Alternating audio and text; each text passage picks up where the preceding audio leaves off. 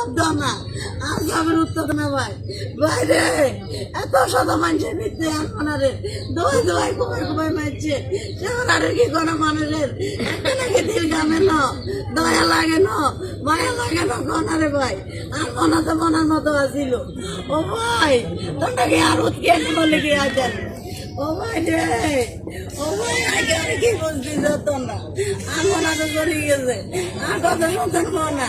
ও বাবা রে, বড় কাছে বড় লাইলে তুমি গিয়ে বইতা, মা তো বোঝানো তো কোনো কোনো নিকা বস্তা নিবে তো গিয়ে দিছে কোনা, আমি কেমন দেবো না, আর কইছে টুকরা, আর সারি দিবি ঠিক টুকরা, ইসে আর কইছে টুকরা, আর এই বেটা নিয়ে গেছে আর নাই, আর তো না জানো না, আর কত কষ্ট করে মনে আনছি, মনারে নেলা ধরি বাচ্চা হয়েছে 18 বছর হইতে, মনার কাপড় চোপড় ধরি, মনার ব্যাগড্যাং করতে, মনে কত যত্নে আনছি, মনার সব অপরাধী আমার লগে আসছিল, আর সবার লগে সুন্দরভাবে চলছে, আমার মনার কি এটার কথা বিচার আমি একটা এটা কি বিচার আমু আমি?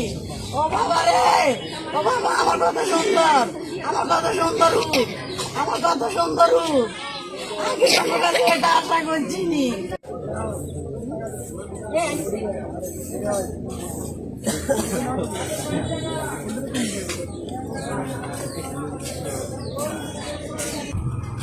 তারা এখনো কোনো মামলা করে নাই। তারা যে লাশটা ফেনীতে পোস্টমর্টম করা হয়েছে, লাশটা ফেনী থেকে তারা নিয়ে আসছে, আত্মীয়কে নিয়ে আসছে। এখন যে ধর্মীয় যে আনুষঙ্গিক কার্যক্রম আছে দাফন সম্পন্ন করে তারা থানায় আসবে এবং এই ব্যাপারে আজ আদায় করবে।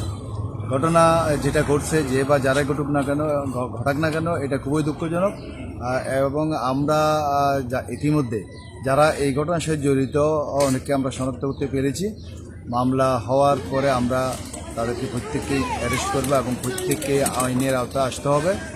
এই ঘটনায় কেউ পার পাবে না। আমাদের পুলিশি কার্যক্রম গতকাল থেকেই অব্যাহত আছে এবং আমাদের তৎপরতা আছে। এই পর্যন্ত এখনও কোনো আসামি অ্যারেস্ট হয় নাই, অচিরে অ্যারেস্ট হবে ইনশাআল্লাহ।